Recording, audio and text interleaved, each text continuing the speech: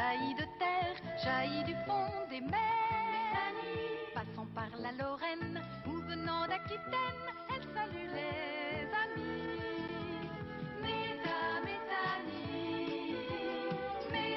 Métanie, leur dit tous les bonjours, les bons matins du Nord et les saluts de l'Est.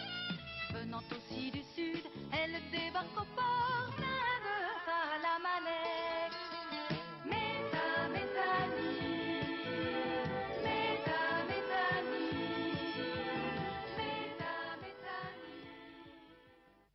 Eh bien, aujourd'hui, je vais aller me promener à 1000 mètres sous terre. Le gaz naturel, qui arrive régulièrement en France par gazoduc et par navire méthanier, n'est pas toujours utilisé tout de suite. Dans le domaine de Méthanie, il y a sous la terre d'immenses réservoirs pour l'emmagasiner. Qui a dit « je vais aller me promener à 1000 mètres sous terre » Moi?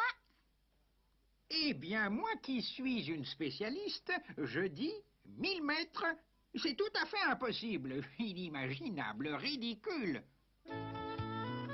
Oh, mais c'est encore toi, Méthanie? On se retrouve, la taupe. Quand on va sous terre, on me trouve toujours. Je creuse des couloirs profonds, jusqu'à 1 mètre, peut-être 2. Moi, je descends souvent jusqu'à 1400 mètres. Et là, j'attends l'hiver. Oh, sornette! Le réservoir souterrain de Tersanne, dans la Drôme, se trouve à une profondeur de 1400 mètres. En France, une dizaine d'autres stockages importants sont à des profondeurs variant de 400 à 1000 mètres. Ces réservoirs souterrains jouent un rôle de régulateur. On y met en réserve l'été le gaz qui servira l'hiver. Car en décembre, on aura souvent besoin de beaucoup plus de gaz qu'en août. Il cause, mais moi aussi, l'été, je fais des réserves pour moi et ma famille. Et moi aussi, je les stocke sous terre. Disons, 1 kilo de glands et noisettes. Pas mal, mais dans chacun de mes réservoirs, on peut garder des centaines de millions de mètres cubes de gaz. Eh ben... 3 milliards de mètres cubes à Chemery, près de Blois. Et c'est avec des machines que tu as creusé? Personne ne creuse. Ah, pour faire des trous, il faut creuser. Faut pas me la faire. Je te l'ai déjà dit, je suis une spécialiste. Non, on ne creuse pas. On se sert de la structure géologique du terrain. Il y a 2 techniques de stockage. Première technique, le gaz est injecté dans une roche perméable imprégnée d'eau, généralement du sable, surmontée d'une couche argileuse imperméable. Le gaz prend la place de l'eau entre les grains de sable et reste prisonnier entre l'argile au-dessus et l'eau en dessous. C'est un réservoir souterrain en nappe aquifère. Tu as compris? J'ai compris que le gaz repousse l'eau et prend sa place. Moi, je ne te laisserai pas envahir mes galeries. J'y suis, j'y reste.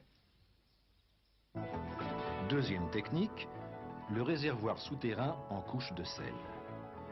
On creuse une cavité profonde. Un trou! On creuse un trou! Non, pas du tout. On réalise une cavité profonde en dissolvant à l'eau douce une partie d'une couche de sel.